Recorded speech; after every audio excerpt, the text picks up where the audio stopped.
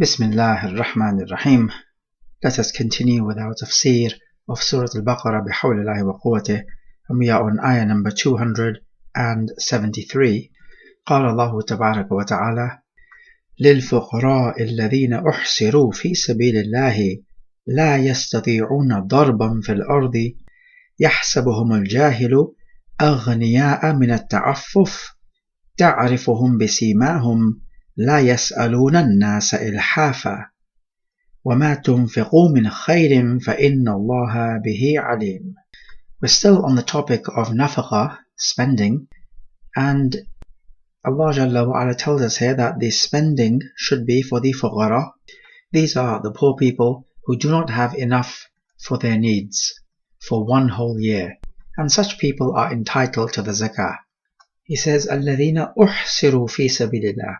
The verb أحصر يحصر إحصارا comes from the root حصر, which means to be restricted. So these people are restricted. He says أحصروا في سبيل الله. This means fighting in the way of Allah. So what this means is that normally you would go out, you would fight in the way of Allah, and you would earn war booty, and this would enrich you. But there were many people during the beginning of the Islamic mission at least who were unable to fight because they were few and the kuffar outnumbered them, so they could not earn their living by way of fighting and gaining war booty. And they also could not go out for trade because the kuffar would attack them. He says لا يستطيعون, they are not able to. ضربا, normally ضرب means to strike something, but when we talk about ضرب في الأرض, we are talking about traveling throughout the land.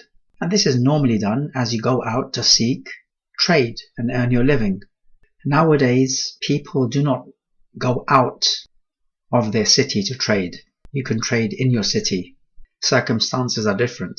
But in those days, you had to go out to purchase goods and to bring them to the markets to sell. So there was much traveling involved with trade. There was no online trading. You had to go out, and it was a much more difficult life.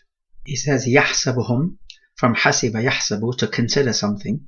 The jahil, the ignorant person who does not know any better, considers these poor people to be aghniya, plural of ghani, meaning rich. Why would this be the case? من التعفف. تعفف يتعفف, to refrain. These people refrain from asking others for charity. They refrain because it is embarrassing to ask others for charity. But Allah says, تَعْرِفُهُمْ بِسِيمَاهُمْ. You will know these people, meaning the poor people, by their sima, meaning their marks or features. Okay, so what features are we speaking about?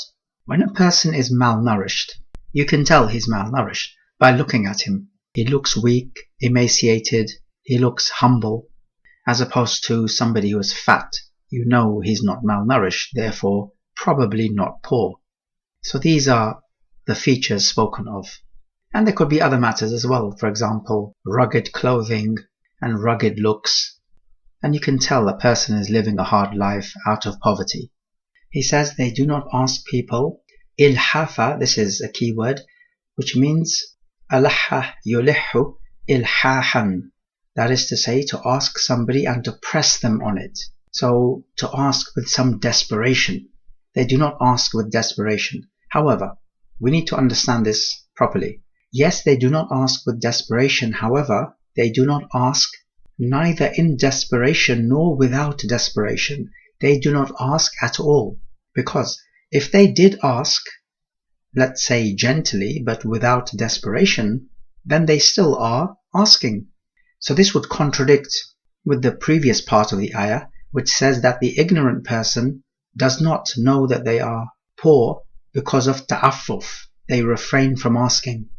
So, to understand this properly, the ayah does say they do not ask with desperation, ilhafa, but we would understand it to be they do not ask with desperation, and neither do they ask without desperation. In other words, they do not ask at all. And he ends by saying, whatever of good you spend, then Allah knows it. That is clear. Let's reflect on this particular ayah.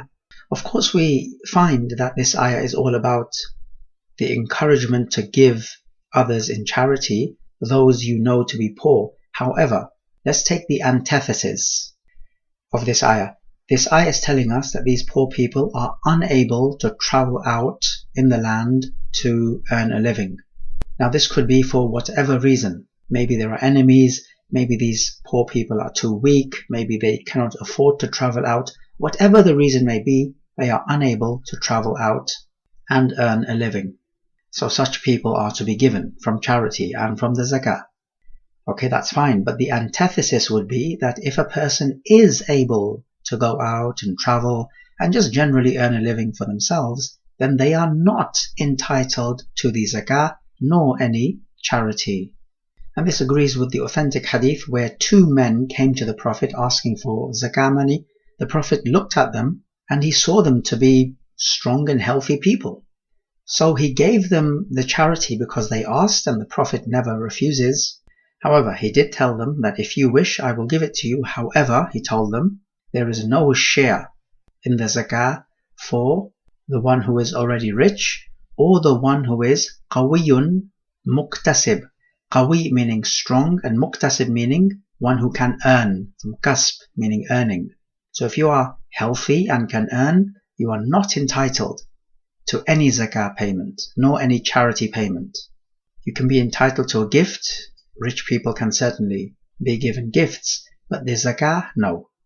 We find the goodness of ta'affuf, refraining from asking, because asking others means you're simply lowering yourself, and so you lose dignity. We also learn the encouragement to be perceptive, because the ignorant person would think that these people are rich because they do not ask. However, if this ignorant person was perceptive, he would recognize these people who are not asking, they are poor, because you can tell from their features. We call this in Arabic firasa, which is a penetrative discernment, where you're able to see something and make accurate conclusions. So it's basically having sound judgment based on limited evidence and knowledge. So it is having a keen eye where you can look at a person and make judgments about his character and traits. We also take from this ayah that whatever you spend from your wealth, Allah knows it and will reward you for it. Again, notice the word min, where he says min khairin. It's for emphasis. He did not need to use the word min and the ayah would still make sense. But the word min is thrown in for emphasis, as in to say, absolutely whatever you spend of your wealth, Allah knows it. Ayah 274. الذين ينفقون أموالهم بالليل والنهار سرا وعلانية فلهم أجرهم عند ربهم ولا خوف عليهم ولا هم يحزنون. He says, those who spend their wealth بالليل by night, والنهار and by daytime. So this is to say they are constantly spending their wealth, regularly, not just a one-hit wonder. So by night and by day does not mean you're going to spend something during the day, then you're going to spend something during the night, and the next day you spend, and then the next night after that you spend, and so on. No, this is an expression to say they are constantly spending, regularly. He says sirran, in secret, and alaniya, out in the open, or publicly, opposite to secretly. The word i'lan means an announcement. Nowadays it could even mean an advert, like the adverts you see all over the place. So of course adverts are not in secret. He says such people will have their reward عند ربهم, with their Rabb, which means the value of the reward is dependent on the value of the one who is giving it. And there is no one more valuable than Allah Jalla wa Ala. So therefore the gift which comes from Allah has the maximum possible, imaginable value. There will be no khawf, no fear on them. This means they will not have any fear on Yawm al-Qiyamah. وَلَا هُمْ يَحْزَنُونَ, they will not be grieved. This means they will not grieve over all the pleasures that evaded them in this life. So reflecting on this ayah, we find that those who spend their wealth will have the best possible reward because it comes from the greatest possible being. And in this then there is an encouragement to spend. Spend when? Spend constantly, regularly. in accordance with your means. We also take from this ayah that whether you spend in secret or in open, both are good and both are reward worthy. Of course, in the previous ayah, you will remember that Allah says that if you keep it secret, that is better, and that is better because it's closer to ikhlas. However, just because somebody spends in open does not mean he's showing off. Showing off is in the heart, and we do not know what's in a person's heart. A person may give outwardly and openly and yet be full of sincerity. That is not a problem. Indeed, sometimes giving outwardly may be better if it is to encourage others to do the same. Now, of course, you cannot encourage others to do the same if you give in secret. We may also take from this ayah that you should not feel left out or feel sad if you miss out on much pleasure of this life. Because as long as you keep your duty to Allah, then on Yawm al-Qiyamah, you will not be grieved, and you will not feel missed out or left out or underprivileged just because you did not attain a large share of this life. So we recognize that this world is nothing compared to the Akhirah. And we also take that if you keep your duty to Allah Jalla wa Ala, then on Yawm al-Qiyamah you will have nothing to fear. And this is interesting because there is no day more fearful than Yawm al-Qiyamah, the day when even a pregnant woman would forget about her child, and the day when the hair of even children will turn grey, and the day when people will run away from their most beloved family members. There can be no day more fearful than this, and yet those who keep their duty to Allah Jalla wa Ala will not fear. So try to reflect on this. Ayah 275. الذين يأكلون الربا لا يقومون إلا كما يقوم الذي يتخبطه الشيطان من المس ذلك بأنهم قالوا إنما البيع مثل الربا وأحل الله البيع وحرم الربا فمن جاءه موعظة من ربه فانتهى فله ما سلف وأمره إلى الله ومن عاد فأولئك أصحاب النار هم فيها خالدون. In the past few ayats, much has been said about spending your wealth in charity. From ayah 261 till ayah 274, Allah Jalla wa Ala has been speaking about giving charity. That is a substantial fraction of Surah Al-Baqarah to be speaking about charity. So after he is done speaking about charity, Allah Jalla wa Ala turns his attention to the opposite of charity, which is riba. Charity is an act of kindness and a show of mercy. Riba is the complete opposite. It is exploitation, and there is nothing merciful about exploitation. He says those people, ya'kuluna, normally means to eat. Those who eat riba. It really means consume riba, but the word eat is used because when you take this money, which is the ribawi money, you're normally going to purchase food with it, and you will eat this food. So we may say those who consume riba. Now this is a key word, riba, from raba yarbu, which means to increase. In the Sharia, riba has this concept of taking an increase unjustly. And the actual details on riba is for the fiqh sessions, so let us leave out the details. But generally what used to happen in the days of Jahiliyyah is that a person would lend some money, and when the debtor is unable to pay, he would say, okay, I'll give you a delay, but because of this delay you have to pay me back more. And if after that particular delay he could not pay, then the creditor would say, okay, I'll give you a further delay, but in lieu of that you have to pay me back even more. And so on. You see, you're taking an increase like this. This is unjust, because the person who asks you for money is poor. Otherwise he would not be asking you for a loan. And yet you are exploiting him, where you should be showing him mercy. He says that such people who consume riba will not stand, this refers to on Yawm al-Qiyamah, except as the person who has been يَتَخَبَّطُهُ الشَّيْطَانِ, تخبط يتخبط تخبطا. This is the verb.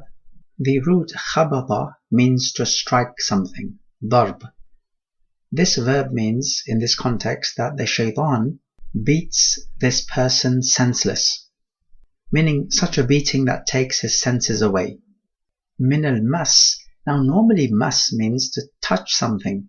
Here it means from insanity, that is junun. So overall, what it would mean is that this person who consumes riba will stand like the person who has been beaten by shaitan, such a beating which drives this person to insanity. So clearly this is a grave punishment being warned of. So this is to say that when on Yawm al-Qiyamah people come out of their graves, they will all be standing in the flesh looking on, and that's fair enough. However, those who consumed riba would not be standing in the same way as others. They would be standing in a way that a senseless person stands, a person who has been beaten out of his senses. So he basically looks like a madman, and everyone else will be watching on. So you can easily tell those types of people who consumed riba. And this is just the standing part. Yawm al-Qiyamah has just begun. Do not ask about what happens after on the plains of Yawm al-Qiyamah and in Jahannam. This is just the standing part, so you can see the humiliation of those who consume riba. This is the majority opinion amongst the Mufassirin. There is a second opinion on this matter. They say that this standing referred to in this ayah is not on Yawm al-Qiyamah. Rather, it is referring to this world.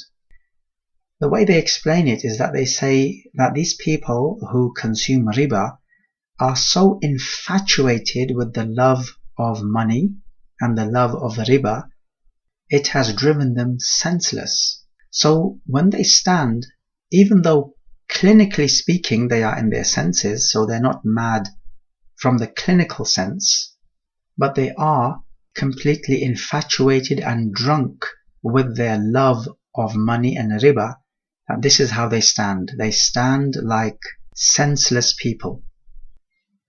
In any case, this is a severe warning against consuming riba. And why such a humiliating torment for such people? He explains, ذَلِكَ بِأَنَّهُمْ قَالُوا إِنَّمَا الْبَيْعُ مِثْلُ الرِّبَى. They are making the analogy between normal trade and riba. They're saying if trade is allowed, then riba is also allowed because they are essentially of the same nature.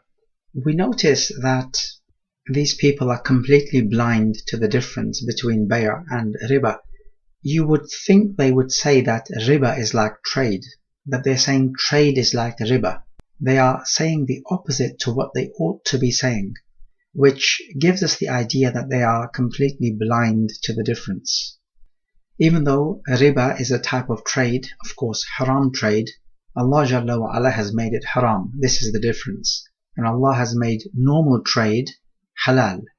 So where we have evidence from the text, we are not allowed to make our analogy based on our own intellect. So the text takes precedence over our intellects and analogy. He says, so whoever the maw'adha comes to, maw'adha meaning preaching or admonition, fantaha and ceases, it comes from nihaya, which means an end, so he brings his activities to an end, that is ceases, then he can take what salaf has preceded. So the riba which he consumed before and took before the admonition came to him, he can keep that because he took it without knowledge. And he says, وَأَمْرُهُ إِلَى اللَّهِ, and his affair is with Allah. This could be understood in a couple of ways.